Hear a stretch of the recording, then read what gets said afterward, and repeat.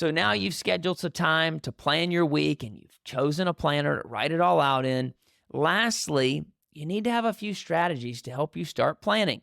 Now, there are 3 terms in our cohort I want to introduce you to or refresh you on. Those are time blocking, task batching, and time boxing. Doing these have really leveled up how much I get done. So I want to look at them one at a time. Let's start with time blocking, which is really a time management method where you divide your day into time blocks. And each block is dedicated to accomplishing a specific task or group of tasks, but only those specific tasks. Now, I've always taken my work week and broken it up into 3 time blocks each day. So Monday through Friday, for a season, Saturdays as well.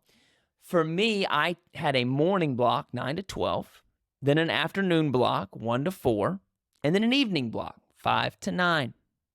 Now, your blocks don't have to look like this. In fact, they can look however you want them to look. But what's important is you've divided the day up. Let me give you an example of how this works for me on a practical sense. Each week, there's some paperwork that I had to do within the restaurant. And what I would do is I'd schedule half of my Monday morning time block, okay, so 90 minutes, to get the paperwork started.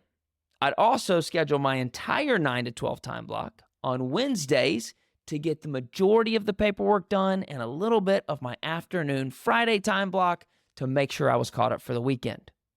But paperwork is just one example. I'd also schedule in date nights with my wife in certain time blocks, or if the kids had an activity, I would take a block out for the kids' activity. It was a helpful way for me to see my week based on blocks to what I had scheduled in. And I ended up noticing that I had certain things dedicated to certain time blocks that were routinely in my schedule. So here's the question. What would your time blocks look like?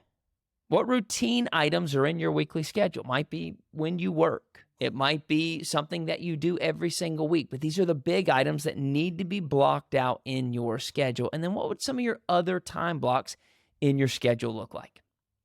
All right, the second strategy that helps me is called task batching. This complements our time blocks. This is when you take a group of similar, usually smaller tasks, and you put them together and you schedule them in a specific time block, and then you complete all of it at once.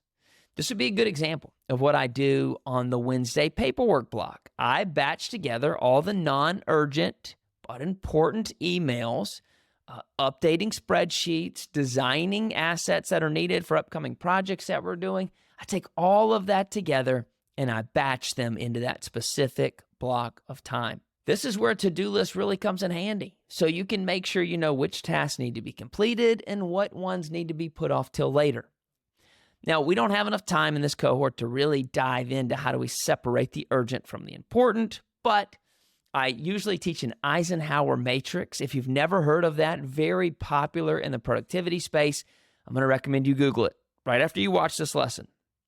Because the point is you need to know which items need to get done so that you can batch them together in the appropriate time block. So here's the question. How are you going to keep track of your due items for each week so you can batch them together in a specific time block?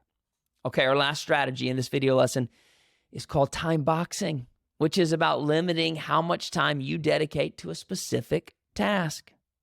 Think about it like this. You're drawing a little box in your planner around the task to say, I'm not going to commit any more time than what I've allotted here. This is really about putting a limit on what you've dedicated time to so that you can be effective. Let me ask you, have you ever had one of those days where you set out to do something and you wanted to work on it for an hour, but all of a sudden 4 hours passed and you realized you should have stopped hours ago? Probably.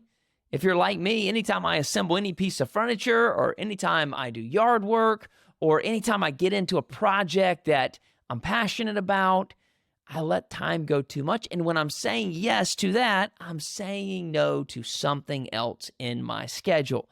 So putting hard stops with time boxes is a great way to help you with that. Okay, that is our zoom out.